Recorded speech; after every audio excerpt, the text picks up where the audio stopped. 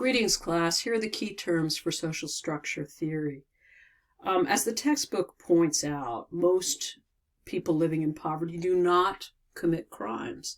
However, the book also notes that the burden of poverty and the stresses of poverty fall disproportionately on people of color in the United States. For example, 28% of African Americans live in poverty compared with 11% of non-Hispanic whites.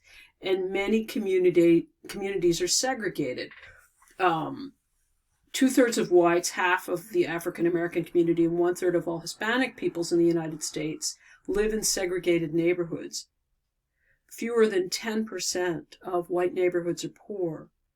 75% of Black and Hispanic neighborhoods are poor.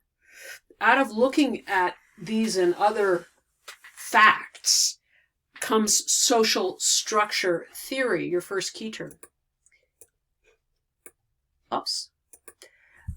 Social structure theory is the view that disadvantaged economic class is a primary cause of crime. So the theory holds that the root causes of crime are socioeconomic disadvantages that have become embedded in American society. People in the lower class are driven to desperate measures such as crime and substance abuse to cope with their economic plight. Aggravating this dynamic is the constant media barrage that links material possessions to self-worth. I do want you to know that 20% of America's children live in poverty. 1 in 30 kids is homeless. In the richest nation on earth, in human history, in my opinion, that is inexcusable. A bunch of theories come out of social disorganization theory. Out of social structure theory, sorry. Social disorganization theory is a branch of social structure theory that focuses on the breakdown in inner city neighborhoods of institutions such as the family and school and employment. It focuses on the urban conditions that affect crime rates. Crime occurs in disorganized areas where institutions are broken down. Institutions such as that also include businesses, schools, families I've mentioned. The indicators of social disorganization include high unemployment, school dropout rates, deteriorated housing, low income levels, and large numbers of single-parent households. Although, the majority of children of households with kids in this country are being raised by single parents. Anyway, the book doesn't mention that. Residents in socially disorganized areas experience conflict and despair, according to the theory, and as a result, antisocial behavior flourishes, and that includes crime. I do want you to know about Clifford Shaw and Henry McKay's idea of transitional neighborhoods. These guys worked on crime in Chicago starting in the 1920s, more than 100 years ago, and developed what they called concentric zones theory. They found that crime rates correspond to neighborhood structure. They observed that what they called transitional neighborhood areas undergoing shifts in population and structure, usually from middle-class residential folks moving out and the area becoming more full of lower-class people and mixed-use purposes, stores and residents and manufacturing. Those neighborhoods, the mixed-use neighborhoods, suffered high rates of population turnover and were incapable of inducing residents to remain and defend the neighborhoods against criminal groups. This change opened space for teenage law-violating groups to emerge. So they looked at the neighborhoods changing. The ecology theory, these all sound really similar, but I do want you to get a sense of the slight differences. The ecology theory looks at the social and environmental problems that cause crime. When communities deteriorate, this results in disorder and poverty, alienation, disassociation, and the fear of crime. The ecology theorists note that fear really harms quality of life. People who live in neighborhoods that experience high levels of crime and civil disorder become suspicious, distrust authorities, and may develop a siege mentality, the feeling that everything is a siege, that they are just enduring.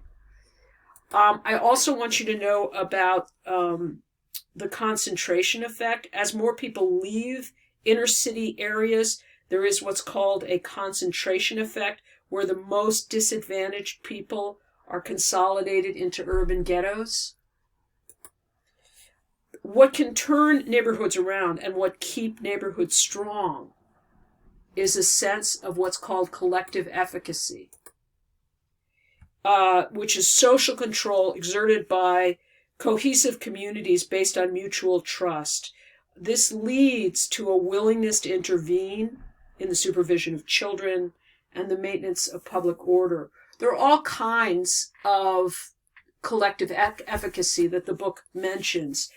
They talk about informal social control, where the acting members of the community are directly critical. They ridicule people who are going outside the boundaries. They ostracize them.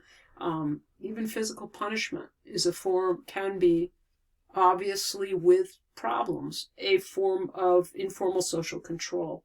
They also talk about institutional social control in neighborhoods that are organized and cohesive. Social institutions such as schools and churches, businesses, social service organizations, volunteer organizations work together. Interestingly, taverns and bars, businesses, tend to destabilize a neighborhood, whereas coffee shops and cafes seem to increase social action. I wonder why that could be. Another form of social control that creates collective efficacy is called public social control, when neighborhoods can draw on outside help and secure public resources, including police. I also want you to know about strain theory. That's a branch of social structure theory that holds that crime is a direct result of frustration and anger among people in lower socioeconomic classes.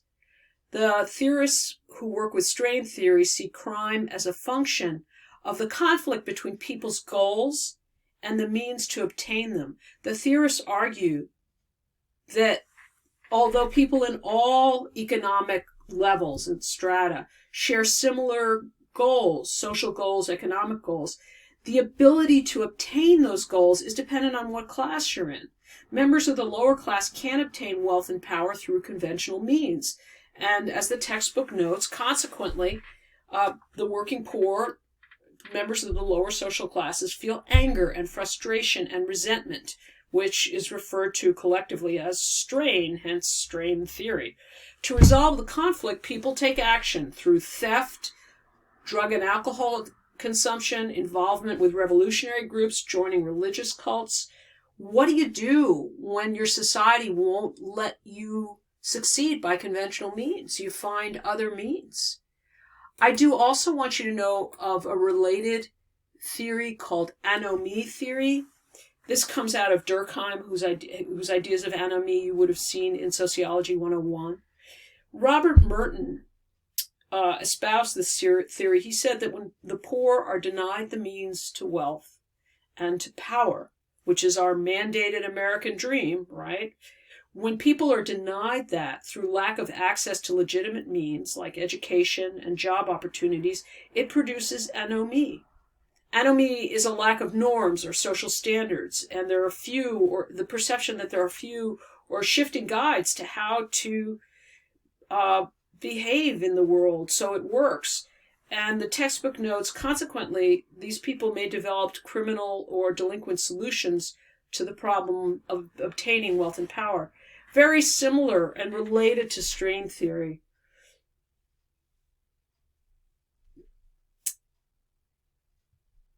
The last thing I want you to know is about cultural deviance theory. That's another branch of social structure theory that looks at how people in the lower socioeconomic class create an independent subculture, a separate culture, because they find it impossible to meet the behavioral demands of middle-class society. Whereas middle-class culture stresses hard work and delayed gratification, formal education, being cautious. The lower class subculture, according to cultural deviance theory, stresses excitement and toughness as values. They value taking risks and fearlessness and immediate gratification, and they value street smarts. So poverty creates an independent subculture where different things are valued. And that's the end of the theories for today, and thank you for your attention.